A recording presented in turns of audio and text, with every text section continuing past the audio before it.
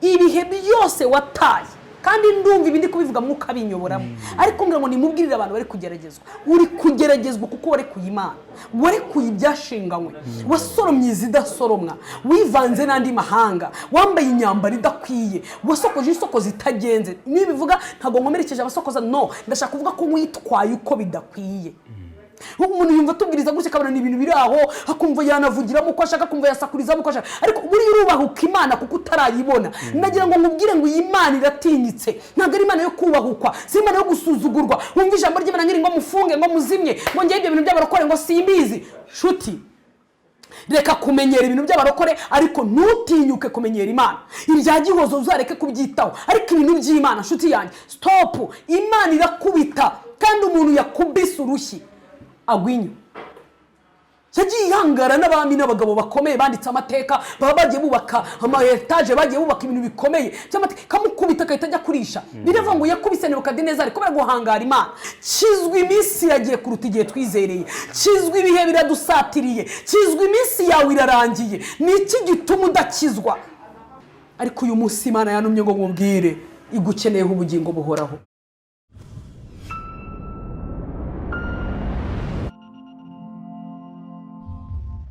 tubaha ikaze mu kiganiro gishyashya cy'uyu munsi kandi ngushimira ko ugifunguye kandi twizera ko ugiye kugubwa neza mama ikaze kuri Sinai TV. Yesu abaho umugisha cyane kuri Sinai. Mumeze mute? Turashimira Yesu. Murakoze cyane. Amazina nitwa Igihozo Josiane. Ndi umugore ufite umugabo umwe n'abana batandatu. Turashimira Imana idushoboje guhagarara ku musozi wa Sinai ngo tuvuge Imana neza. Yesu nahabwa icyubahiro. Inzara yarashize cyane bimwe bikaze niba umugore wariye usora nasa n'ibiryo ubu se utarebye we ntunerekwa ndabizi ko ari n'abantu benshi bari kunde usora nshonje vraiment aya narariye Gihozo no kuri kw'Imana ni musaba abantu bumva ubuhamya bwanjye ko nzana butanga nsigaye imideni bantu mungurikiye haleluya abantu bo ku musozi Sinai ndabasuhuje cyane mu izina rya Yesu mbemere kuzabaha ubuhamya n'ingaruka nkababwira inzara nkababwira ko nabanye n'umugabo nkababwira ukuntu yantaye nkababwira ukuntu nasonje nkababwira ukuntu nasabirije nkababwira ukuntu amaze imyaka 6 yarantaye atarananyegera atanansuhuza abana batamuzi uwo yansize mutwite yamusanze afite imyaka 6 n'amezi 4 abana bageze nyuma yaharagaruka nsaba imbabazi mubarira mu nzi Imana yanyihereye nzabwira ukuntu Imana yamaye inzu mbabwira ukuntu abayise hashika nkabyarira mbabwire byose Imana yankoreye nyuma yo nkanamubarira kaza aza mu nzi Imana yanyihereye agezemo tubanamo amahoro ndamubarira nyuma yo kumubarira nibwo natangiye kurira amadege kurira bantu barabona ndi umusitari kanabona ko nkaze ntago noroshye haleluya ubwo rero Imana yandi mavuta Imana iguhandi mavuta hwanye n'icyiciro ugiye gukoreramo uyu munsi wa none tubanye amahoro kandi turimeze neza nyuma yo ndanabya rero nzabaha ubuhamya ndabibemereye mbabwire rwose ngasigayemo nzaza tuvuga amateka ubakoreye nka kwa kundi winjira mu nzu harimo isosi ugasohoka utariye bameze nk'abakumvishije impumuro yayo byari bimeze rero nyuma yaho nzababwira ukuntu uyu munsi ndarya ndanywa wambaza utese ufite akazi abantu bigeze kubimbaza b'i Burundi ese ufite akazi murya mute mubayeho mutese umugabo afite akazi umugabo kuva yagaruka igihano cya mbere Imana yamuhaye ni igihano ndabihamya ko ari igihano yahise abura akazi muri uyu mujyi agiye kumara imyaka 4 atarafata n'inota ya 5 azenguruka gusa kandi ni umuntu w'umutekinisi ushoboye pe ariko ndakubwiye ngo n'uwakoreye arambwira ati nzakoreye ejo bigahura ariko muri iyo myaka 4 ni ukuri turarya iwanje abana banywa nido ndakubwiye ngo ivuga butumwa rirakora uyu munsi umuntu yumva ubuhamya bwanjye akambwira ati wow ndahahira abo bana uwo mwana ndamuhira ishuri abanjye nta mwana n'umwe biga munsi y'100 mu ishuri ry'100 ni ukuri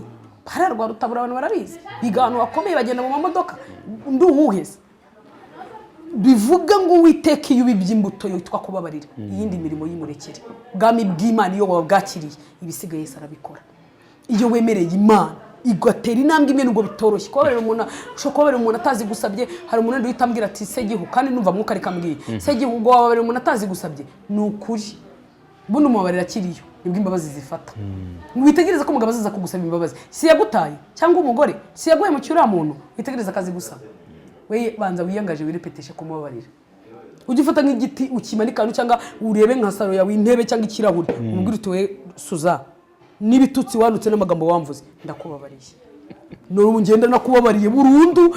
Yes, urirepetesha ikintu cyose kandi ukakirepeta bigakunda. Natangiye kumubabara atarazinsaba. Numva ndamubabariye, numva mugiriye impuhwe, numva yarashize. Noneho dore ko ngene n'umuvuga butumwa nkumva nyene kubwiriza abandi ngo bakizwe. Nareba abantu bapfukamye kumukeka ari abagabo. Avuga ni Kristo kana gasuzuguro. Mugabo wanjye aracyari iriya kwa maraya kandi ngewe wakabagira ikintu ukora nanjye Imana yambwira ati banza umubabarira ataraza. Numva mugiriye impuhwe, numva ari kwivuruguta mu byaha, numva ibyo arimo ntabyazi, mbona ni impumyi, mbona disi ibyo bamo ntabyazi, mbona umuntu wabyaye nibuka abana be, mbona nta bumuntu, ntayiwe ntingirira impuhwe Kristo, ngirira impuhwe mubabarire. Naramubabariye, mubabarira atazinsabye n'uyu munsi wa none. Numva naramubabariye. Niyo mpamvu najya ntekereza ngo bigarutse ibikize. Nakongera nkamubabarira. Rero iyo ushaka kubabarira umuntu neza, Dominique umubabarira atarazi gusaba. Witegereza akaza gupfukama. Kandi ikindi umuntu naterera ngo akagusaba imbabazi wihita ujya kugenzura ngo yazinsabye zitari ku mutima ngo nago ziri ku ndiba. Ese uragira ngo ubundi mu ndiba urebemo wowe hari umuntu ureba mu ndiba? Imana niyo ireba mu ndiba y'umutima, ni ukuri kw'Imana. Ntihazagira umuntu ukubeshya. Imana dusenga iyi niyo imenya ikiri mu mutima. Yakwereka amarangamutima akanakwereka ko yazigusabye bivanye ku mutima, ariko ntabiriho. Ariko Yesu iyo umurekeye akazi ibisigaye bitsindagiramo. Ibisigara mwemeza niba bafite gahunda yo kuza kugucora kugira gute kugutesha umutwe gusa araza ntago mumara kabiri utaramutahura kuko wabihariye Imana. Abantu rero barashaka gukora akazi kabo bagakora n'akazi k'Imana. Intambwe yawe ni imwe, ni ukubabarira kavuga ati ndakubabariye Libera, ndakumva Sheri, ndakubabariye kandi mise nanakwita Sheri, ndakubabariye rwose shusho. Wajya umureka ukavuga ati yo Desideri namubabariye nta nubwo abizi kandi nubwo azi ko namubabariye ukamubabariye. Iyo umaze gutera iyo ntambwe akandi kazi gasigaye karekera Imana. Niyo ntambwe nge nababwira. Uyu munsi Papa Promesse cyangwa se umugabo wawe ubona yarakiriye imbabazi wamuhaye cyane. Icyo nicyo kintu cyane. Ntubwira ngo namubabariye ataraza. Urumva iyo namubabariye, iyo ubabariye hari n'ibikorwa bijyanye n'imbabazi. Byose ndabikora bisabwa n'ibidasabwa. Urumva nta kazi afite, ushobora gushaka urukweto, ushobora gushaka imyenda mwiza, t-shirt nziza, yo nuri indege nta wundi muntu nzana costume nziza. Urumva ngira abantu babiri nkunda ku isi, pastor unyobora nkakundana n'umugabo wanjye. N'abantu rero baba bari ku mutima wanjye cyane nk'ababyeyi ko mbamufata nk'umubyeyi ko ntabonye papa, banumva namufata nka papa wanjye nkayajyane nawe. Akasandari keza, akayisogisi kazima, banumva ariwe nakagurira. Iyo mirimo yose nkora itagira izindi nyuru, ikuvurori nziza, ishuka nziza n'ibindi byose bisabwa ndabikora kubera imbabazi zijyana n'imirimo. Kubabarira kutagira imirimo kuba gupfuye. Hari umwana w'umukobwa wigeze kunyigisha akantu umva kararyoshye reka nkavuge kagufiya. Yahemukiwe n'abantu, ashobora kuba nanyumva. Yahemukiwe n'abantu baramusebya, baramwirukansa agishaka urugo, muri uwo muryango baramwanga kugeza ku rwego bamusohoye mu nzu y'umugabo we baramwirukana. Agenda afite umwana umwe. Bigeze igihe arakizwa. Ariko agahorana agahinda k'abo bantu n'ibintu bamukoreye. Akijijwe data ni mwiza ahita amupimisha kumuha amafaranga. Abona akazi keza hano muri banke muri beka, inote zirisuka rwose muriza munera arakira. Amaze gukira ikintu cya mbere Imana yamuhaye uwo mutima kandi ndamukunda cyane. Kandi abimbwiye vuba numva hatashira n'umwaka. Ariko yangishije kubabarira ukagerekaho imirimo. Arangije ngo Imana iramusanga n'umukaturike. Imana nivuga ko ari Imana yamusanze nubwo atumvishijwe ngo umutima uramwemeza ngo mva genda ufashe ba bantu kandi nubafasha ntuvuge ko ari wowe wabafashije. Akajya yibaza yangishije inama rero cyambwira giho nk'umukozi w'Imana ngiye kuko nge nakira abantu bose ntabwo njye ndeba idini. Niyo mpamvu bivuze ngo ndi umukristo mu mutima. Impamvu nkunda kugereka iri jambo no kugira ngo ngira abashuti b'abasilamu babankurikiye, ngira ba katolike, ngira abadokore, ngira umuntu nudasenga atagira adresse nemerewe kumwakira. Rero ubukristo bwo mu mutima namvu mbishyiraho sinkiraho ubw'idini cyane ko idini uyu munsi narijyamo cyangwa se nanaribemo ariko nkabanyijijwe kugukizwa n'imbuto. Umwana w'umukobwa arangisha inama arambwira ati ko umutima uri kunyemeza gusura ba bantu nyuma y'imyaka 10 bamemukiye banyirukanye bakansohora mu nzu yanjye bakanyirukana nkana n'amabuye kandi nkaba numva ashaka kubafasha kandi nkabafasha batabimenye. Mami nkora iki? Nta nyina agira ninjye yagishaga inama. Ndamubwira nusike muri bukore fata amafaranga ni nanjye yanyujijeho umbwira uko ushaka two tubaha unyandikira amazina n'amadresse byose niko yabinkoreye. Nafashe amafaranga nkajya ku mamomo. Umuntu akamaze ati aya mafaranga ko namenye ibyayo nti we witwa runaka ati cyane ni nta kibazo rya Noheli hari ikibazo se ndi umuntu w'Imana ko nakumenye ariko ntiwe yanugira ikibazo arabafasha ariko ibintu byamuviriyemo nyuma umugisha ntabasha kuvuga n'uyu munsi abantu babarira umuntu ugerekeho n'imirimo bimbwira ngo sinamutinyuka niba udashaka kumwegera mutere iyo namwe rataza no kuzukamo n'ibintu cisha n'abandi hantu batazi weho ukora icyo ugomba gukora kuko umuntu uri buhereze umuceri n'akawunga ntabwo ari kuraba umwanzi waramubabara igeretseho n'imirimo indi mirimo irekera Imana ubundi umwanditsi w'Bibiliya yanditse neza cyane aravuga ngo umugeretseho amakara yaka rero narababariye ngerekaho n'imirimo kandi n'ubu ndacyayikora numva nshishikaye kandi kankubwire n'impamvu niyo yatabariwe Dominique niyo abatabariwe ariko ni se w'abana banjye uyu munsi na Queen na Elisa na Peace na Eliane na Deborah bantera kongera kumugirira impuhwe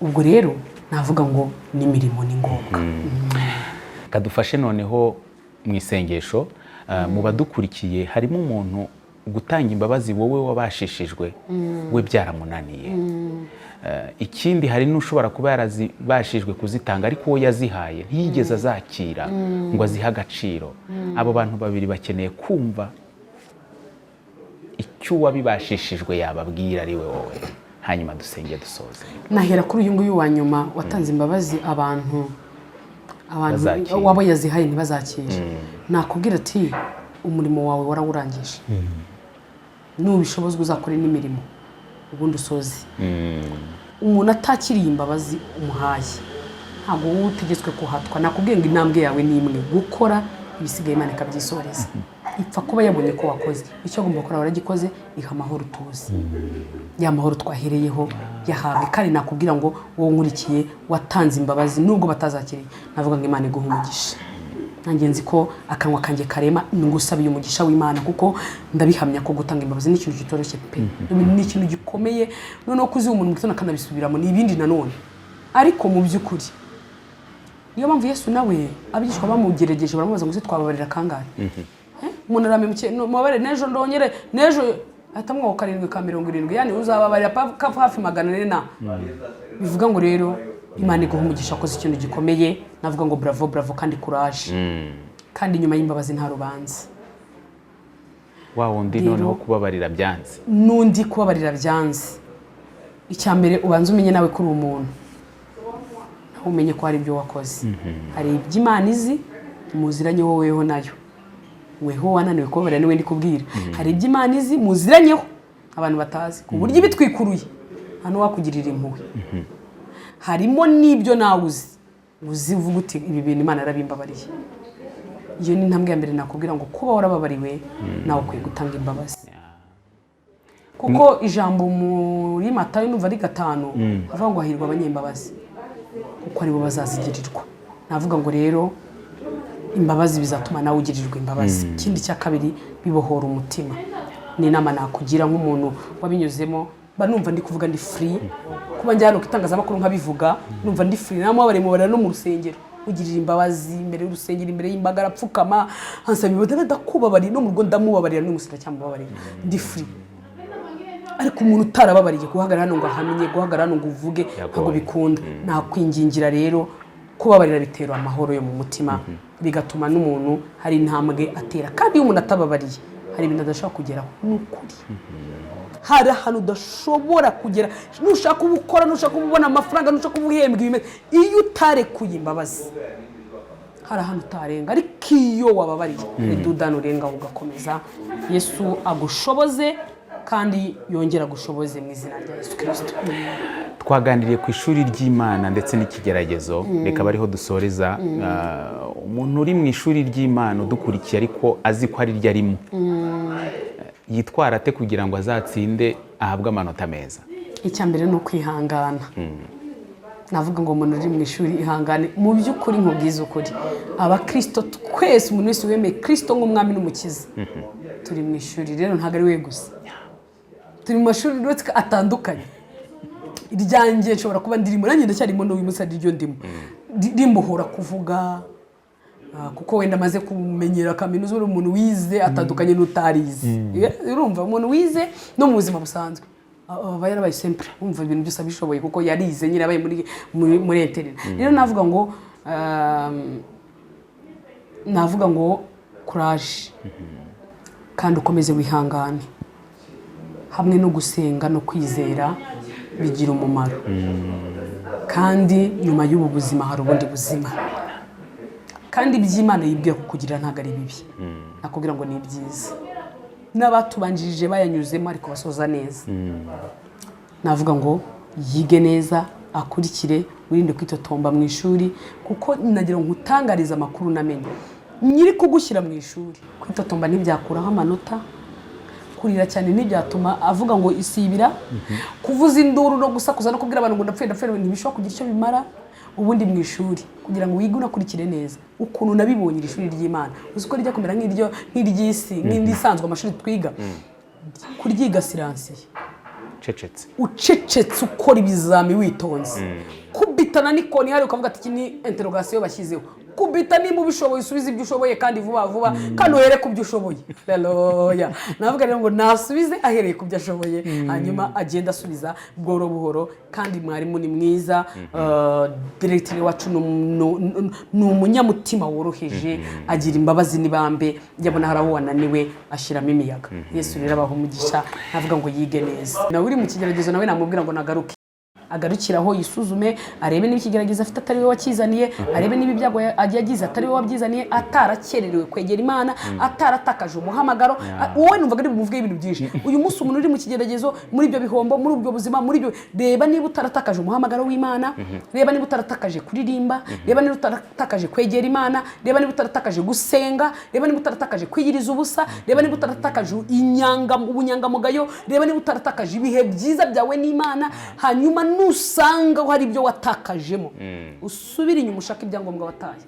Uriya ngo ndakara gatabo k'umugenzi, Bibiliya ivuga ngo nuko Mukristo na mwizerwa bari mu nzira basanga igitabo cy'ijambo bagitaye. Bibiliya ivuga ngo basubira gato ngo barebe aho bagitaye. Subira inyuma ugarure ibyo watakaje, ibihe wari waramenyereje Imana, ibihe byo gusenga, ibihe byo guhimbaza umurimo w'Imana. Dufite abantu bageze hanze wenda y'u Rwanda cyangwa na hehe, bavuga ngo umurimo warahagaze, sinabona aho mukorera. Nagira ngo no muri corona turi gukora umurimo. Yes, niba ari indirimbo waririmbaga, ongera urepete, ongera uririmbe, ongera ugire icyo ukora, kandi nyuma yo kuririmba ukore n'imirimo. Niba hari ibihe byiza wagiraga, ongera ubigire. Niba wari waramenyereje Imana gutanga icya 10 n'amaturo, nagutangariza amakuru ngo ongera ubikore. Byaca kuri momo, byaca hebyo nibikureba, sinza aho ubicisha. Niba waramenyereye gufasha abakene, niba waramenyereye gufasha abantu ngo ya narabafashije ngo ariko baje kumvuga, ibihe byose wataye. Kandi ndumva ibindi kubivuga mwuka binyoboramo, ariko ngira ngo nimubwirire abantu bari kugeragezwa. Uri kugeragezwa kuko wari kuyimana, wari kuyibyashinganywe, wasoromye zidasoromwa, wivanze n'andi mahanga, wambaye inyambaro idakwiye, wasokoje isoko zitagenze. Nibivuga ntago nkomerekeje abasokoza, no, ndashaka kuvuga ko witwaye uko bidakwiye.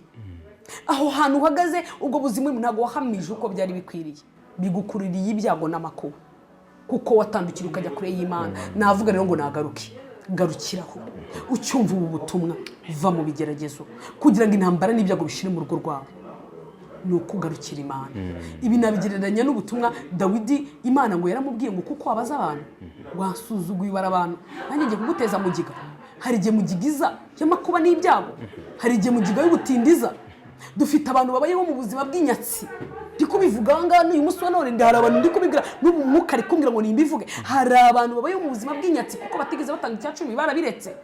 Kandi umushomeri hano nagitanga nagihande n'ubundi ifite makeya. Nshuti, icyo umenyereje Imana irakikubaza kurinduzanye imvi.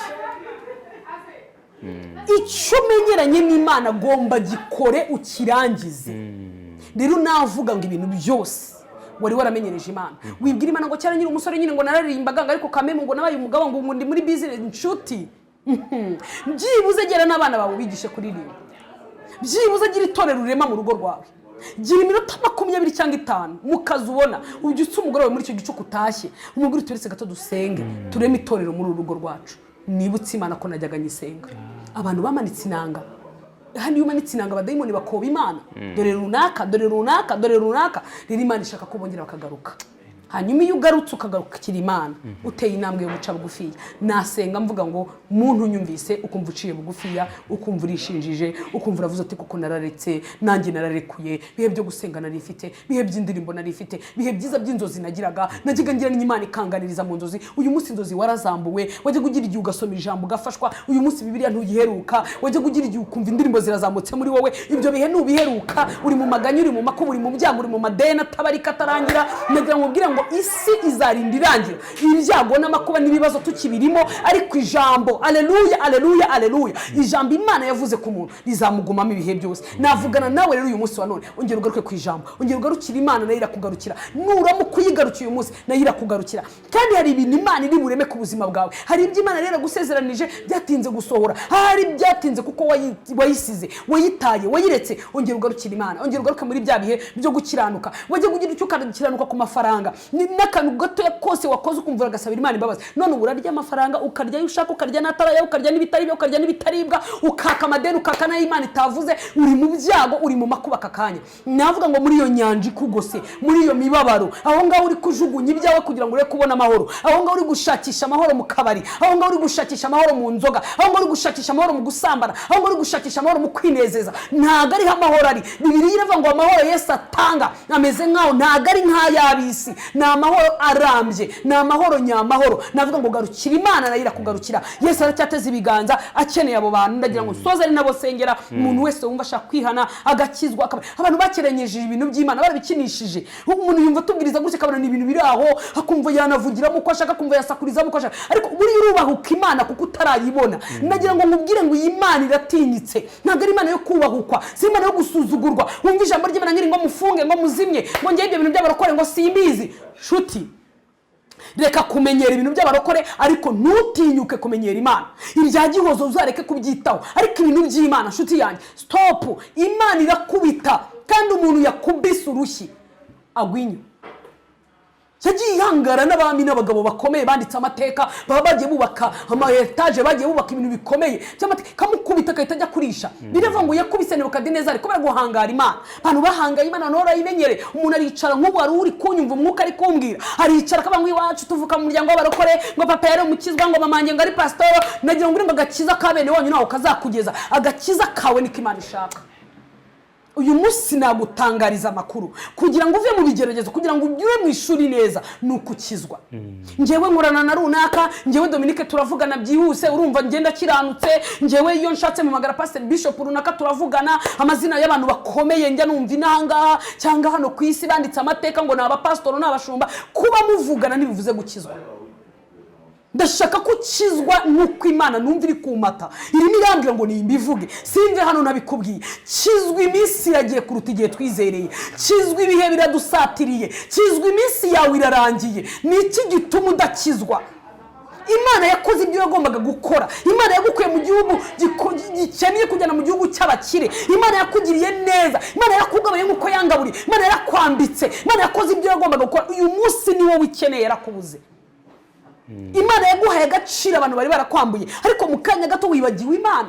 Imana yakugiriye neza, urabyara, urarongora, biremera. Hari abantu babuze urubyaro, Imana yakugiriye neza irakubakira, wowe urakora bikemera. Kandi barahombye babuze n'akazi, ariko data yakwicaje ahantu izina ryawe riramenyekana. Ariko uyu munsi Imana yanumye ngo nkubwire igukeneyeho ubugingo buhoraho. Icyatumye Yesu aza agatanga ubugingo bwe, agakubitwa imisumari akabambwa, kwari kugira ngo uyu munsi nawe wemere.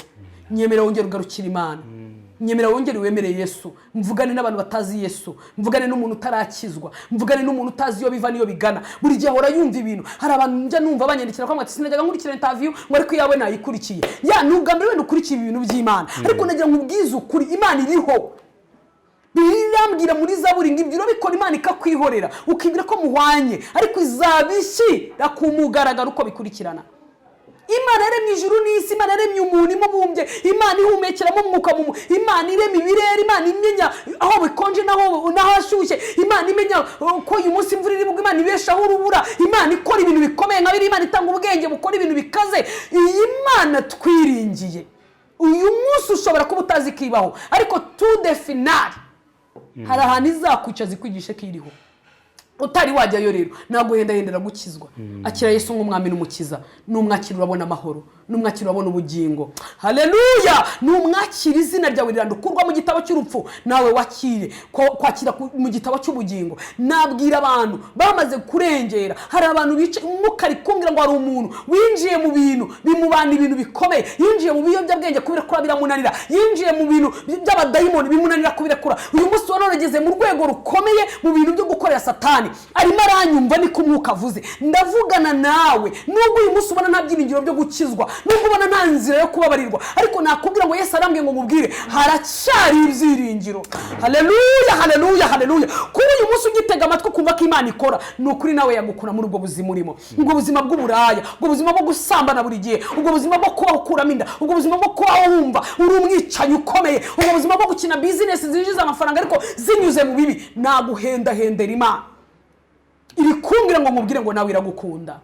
Numwemerera latandone mone silebo, numwemerera ugapfuka mugaca bugufiya. Uyu munsi uri kunyumva mutima wawe uri guteraguzwa ubuza amahoro ucyumvira ijambo, ariko ndaguhendahendera yera wakire Yesu nk'umwami n'umukiza. Usubire muri aya magambo mubwire ngo mwami Yesu, aho ndi hano ndakwakiriye, ntabwo nza uherereye sinzi ikirere urimo, ariko ndumva ngukeneye kugira ngo umpe amahoro yo mu mutima. Nyemerera uneshe ibyaneshaga, nyemerera urwanye umwuka undwanya, nyemerera uyu munsi wandika amazina yanjye mu gitabo cy'ubugingo, nyemerera uyu munsi umhindure, nyemerera uyu munsi umpe imbaraga zinesha. Kandi nizeye nashidikanya kamaraso wamennye ku musaraba i Golgotha uyancucagije w'aka kanya kugira ngo amanagure icyaha n'igisa nacyo, nanjye amazina yanjye yandikwe mu gitabo cy'ubugingo. Ndagushimiye ko mpinduye mu izina rya Yesu Kristo w'i Nazareti, amina. Reka dusengane. Mana nkorera la tando ne mora sire bone tando, ni wowe desiribo tasinima. Haleluya. Neno tando ne biniwa sinigini manda.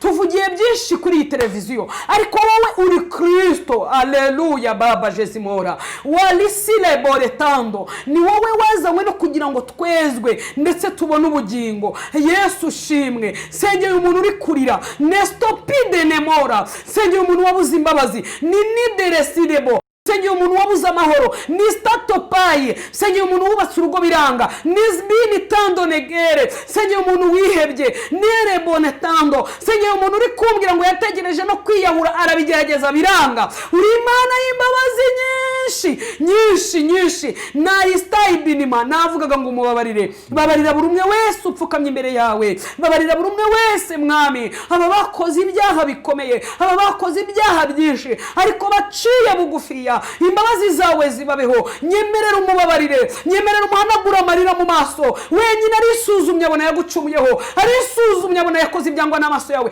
arisuzumye abona yanyuze mu nzira atarakwiye kunyuramo. Haleluya, haleluya, haleluya, haleluya. Yesu shimwe, turagushimiye. Mwandike mu gitabo cy'ubugingo, umubabarire rwose ibyaha n'ibicumuro, ukimara kumweza no kumutunganya. Nanjye ndasenze ngo umuhe amahoro yo mu mutima, murwanire intambara ari kurwana nazo. Nyemerera urwanirire abantu bawe abari kunyura mu bigeragezo, nyemerera ubaha amahoro yo mu mutima kandi ubarwanire etape kuri etape mu izina rya Yesu Kristo. Nsengeye abari mu ishuri ryawe, aburi gutoza kuzagukorera, aburi gutoza kuzatanga ubuhamya, aburi gutoza kuzakiza abandi, aburi gutoza kuzaroba benshi. Nyemerera Kristo iri shuri barimo bakomeze, nyemerera ibisabwa byose mwami bitange, kandi ufungura amarembo, ufungura utugezi kugira ngo babone kunywa amazi. Erega ubutayu bubaye burebure bukabura amazi, umuntu acika ibyiringiro, acika intege, ariko ndasenze ngo bakomereze amaboko mu izina rya Yesu Kristo w'i Nazareti.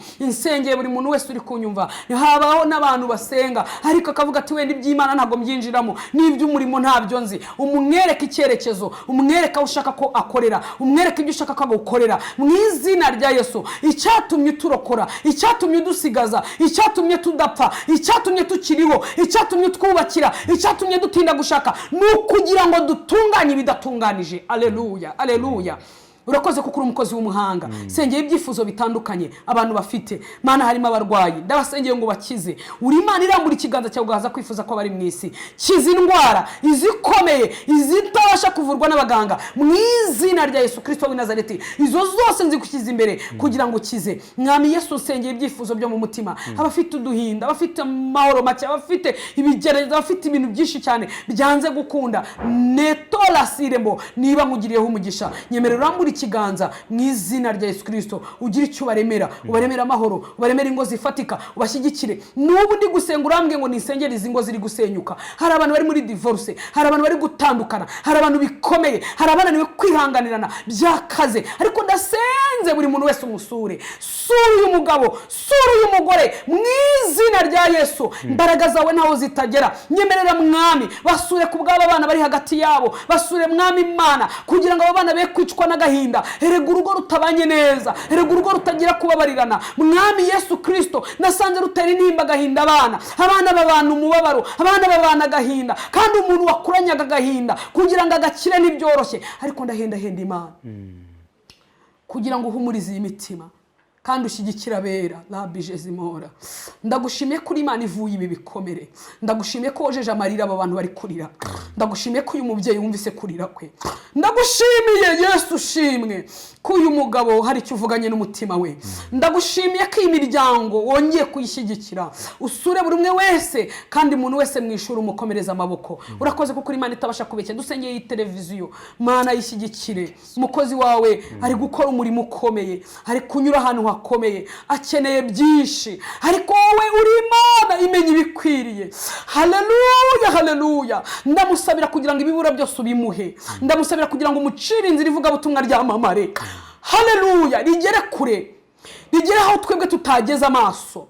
Vuga butumwa rigere ku bantu benshi, kandi umukomereza amaboko. Murindi bicanege bimwereka ko ibyo yajemo nta mumaro. Nubwo uyu munsi atasaruramo amafaranga, ariko byibuza asaruramo abakizwa. Haleluya. Kandi waravuze ngo hahirwa abantu bahindurira benshi kugukiranuka, abo bazaka nk'inyenyeri.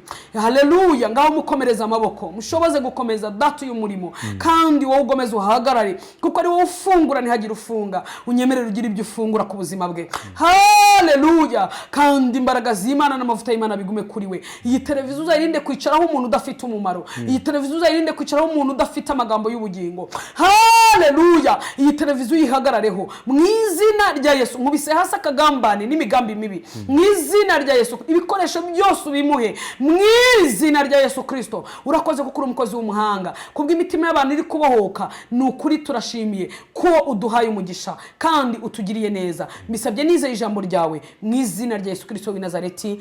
Amina. Shalom, shalom. Yesu abaho umugisha mwinshi. Reka dusoze. Yego. Mana iguha umugisha. Murakoze cyane. Wakoze kutwitaba, wakoze kuza kuganira n'isi yose idukurikiye muri aka kanya. Bari mu bihugu bitandukanye, twizera ko umwanya tumaze tuganira ku mirimo y'Imana, ku mbabazi, ku ishuri ry'Imana, twizera ko hari isomo mukuyemo. Kandi Bibiliya nivuga ngo tubivugaho agace, ntabwo twabivuga tubirangize niyo twakongeraho andi masaha. Ariko twizera ku mwanya tumaze ubaye umugisha, kandi ntibikubuze gusiga comment yawe hasi ku cyo wifuza kubwira umukozi w'Imana ndetse natwe ubwacu muri rusange. Giho, reka tugushimire. Hano ni mu rugo, n'ikaze no mu bindi bihe bitandukanye.